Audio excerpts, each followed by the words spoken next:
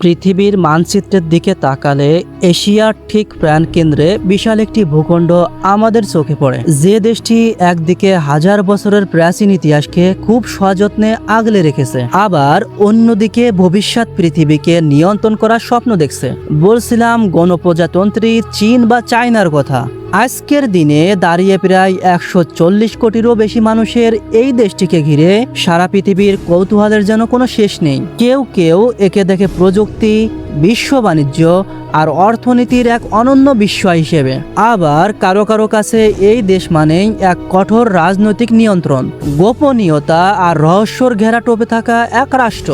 কিন্তু সত্যিটা ঠিক কি? চীনের সাধারণ মানুষের ভিতরের জীবনযাত্রা আসলে কেমন? কিভাবে একটি চরম দরিদ্র ও কৃষি প্রধান দেশ মাত্র 4-5 দশকে বিশ্বের দ্বিতীয় বৃহত্তম অর্থনৈতিক পরাশক্তি হয়ে উঠল? কিংবা তাদের প্রযুক্তি এত দূর কিভাবে গেল? আজকের এই বিশেষ গল্পে আমরা প্রবেশ করব চীনের অন্দরে। একদম সহজ ভাষায় অনুধাবন করার চেষ্টা করব চীন দেশটি আসলে কেমন। চীনকে বুঝতে হলে প্রথমেই আমাদের তাকাতে হবে এর বিশাল ভৌগোলিক আয়তনের দিকে। আয়তনের দিক থেকে চীন পৃথিবীর তৃতীয় বা চতুর্থ বৃহত্তম দেশ, যা প্রায় 96 লাখ বর্গ কিলোমিটার এলাকা জুড়ে বিস্তৃত।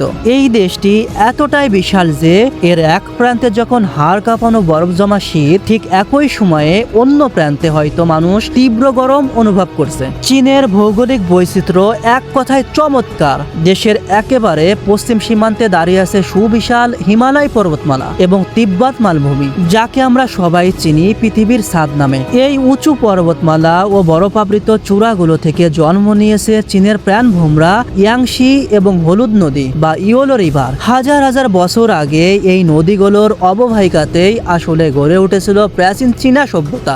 আপনি যদি আরো পূর্ব দিকে যান, দেখবেন ইয়াংশি নদী চীনের বুক চিরে প্রকাণ্ড সব উপত্যকা তৈরি করে মিশে গেছে প্রশান্ত মহাসাগরে। আবার দক্ষিণে গুয়াংশি অঞ্চলের দিকে তাকালে চোখে পড়বে রূপকথার মতো চুনা পাথরের কাস্ট পর্বতমালা, যা দেখতে অবিকাল কোনো কাল্পনিক পেন্টিং এর মতো। অন্যদিকে দেশের উত্তর ভাগে বিস্তার করে আছে বিশাল ও রুক্ষ গোবি মরুভূমি।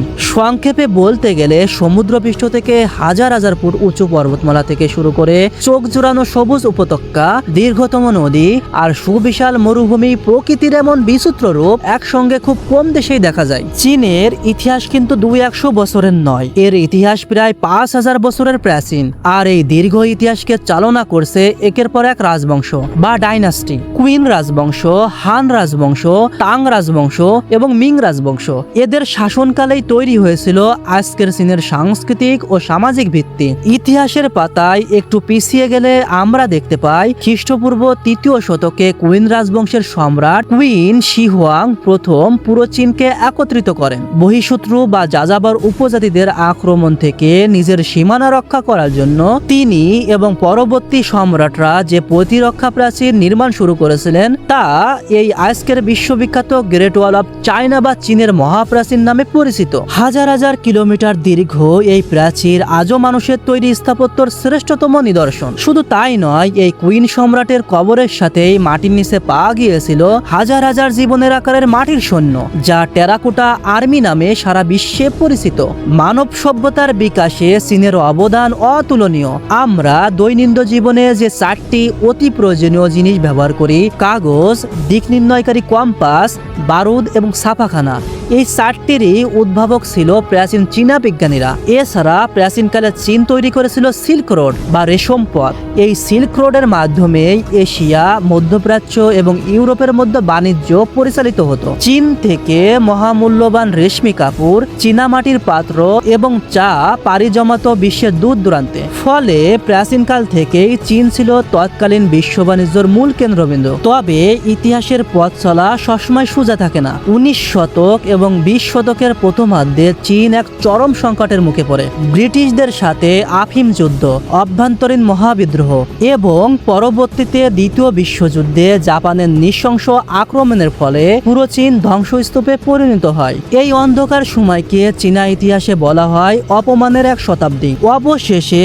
1949 সালে দীর্ঘ রক্তক্ষয়ী গৃহযুদ্ধের পর মাও সেতুং এর নেতৃত্বে গড়ে ওঠে আধুনিক গণপ্রজাতন্ত্রী চীন। কিন্তু শুরুতেই অর্থনীতি ঘুরে দাঁড়াতে পারেনি।